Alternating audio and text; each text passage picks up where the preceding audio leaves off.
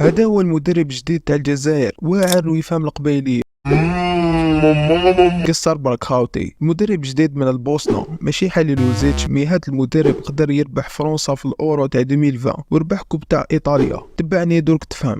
العديد من الصحف الجزائرية قالت بلي الجزائر راهي قريبة بزاف باش تتعاقد مع المدرب البوسني بيتكوفيتش. شكون هذا بيتكوفيتش؟ واش دار؟ بيتكوفيتش مدرب سويسرا السابق، قدر يأهلهم 2 مرات لكأس العالم وأهلهم للدور الثاني في كأس العالم. ربح كأس إيطاليا مع لاتسيو والسجل تاعه نضيف شوية. معروف تكتيكيا والحاجة المليحة يعرف الدوري السويسري، بالك يكون شاف عمورا نهار كان يلعب مع لوغانو. نتوما في رايكم يصلح ولا لا؟ راهم يقولوا بلي الأهداف تاعو في الكونترا هي ديمي فينال تاع كوب دافريك 2025 في المروك، وتاني أهلنا لكأس العالم، والراتب تاعو راح يكون 100,000 أورو شهريا.